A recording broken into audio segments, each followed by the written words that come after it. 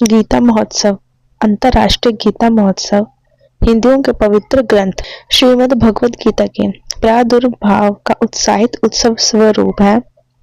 अंतर्राष्ट्रीय गीता महोत्सव हरियाणा सरकार द्वारा कुरुक्षेत्र के ब्रह्म सरोवर पर मनाया जाता है। कुरुक्षेत्र वह भूमि है जहां भगवान कृष्ण ने अर्जुन को दिव्य ज्ञान अर्थात भगवद गीता सुनाई थी।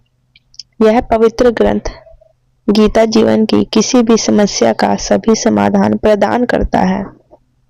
गीता महोत्सव कहाँ मनाया जाता है?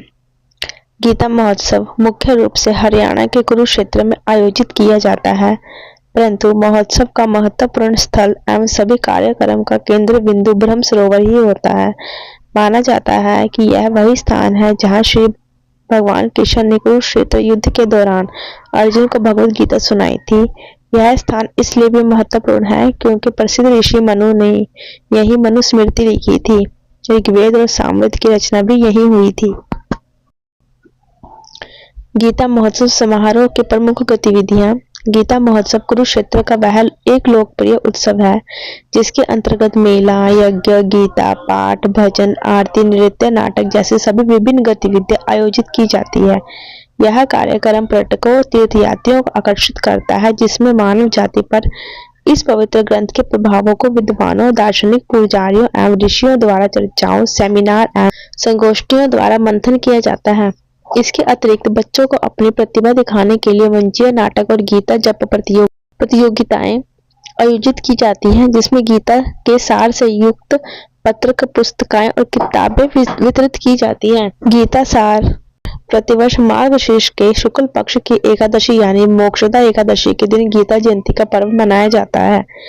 इस साल गीता जयंती की 5160वीं वर्षगांठ मनाई जाएगी।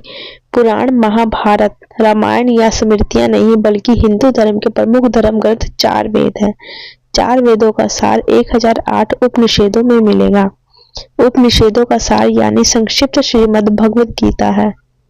गीता की गणना उपनिषदों में की जाती है, इसलिए इस गीतोपनिषद भी कहा जाता है। गीता का सार।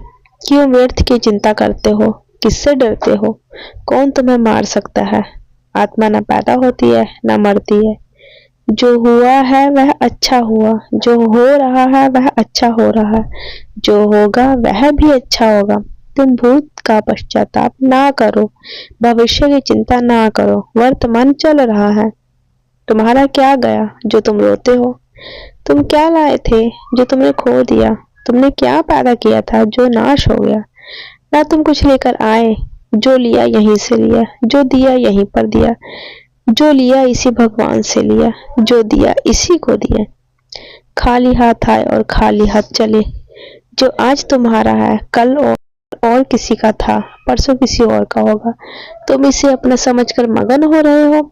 बस यही प्रसन्नता तुम्हारे दुखों का कारण है। परिवर्तन संसार का नियम है।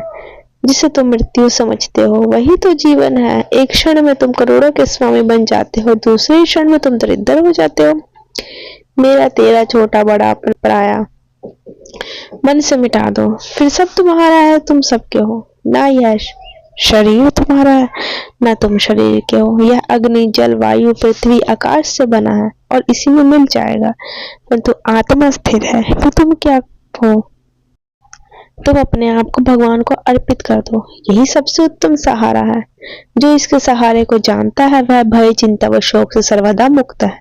जो कुछ भी तू करता है उसे भगवान को अर्पण करता चल। ऐसा करने से सदा जीवन मुक्त का आनंद अनुभव करेगा।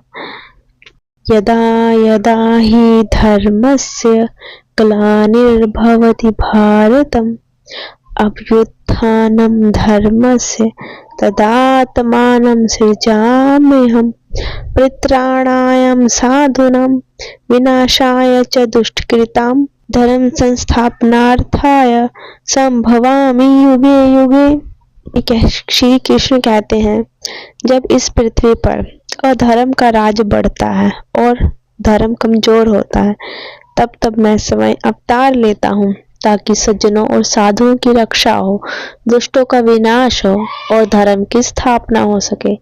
यह मंत्र हमें जीवन में धर्म का पालन करने, सत्य और न्याय के मार्ग पर चलने की प्रेरणा देता है। यह हमें बताता है कि आध्यात्मिक जागरूकता के बिना जीवन में अस्थिरता और अधर्म बढ़ सकता है। रामू नामक एक युवा हमेशा अधर्म और पाप की घटनाओं से परेशान रहता था। उसने यदा यदा ही धर्मस्य मंत्र पढ़ा और उसकी शक्ति को अनुभव किया। धीरे धीरे रामू ने महसूस किया कि वह खुद अपने जीवन में न्याय और धर्म की स्थापना कर सकता है।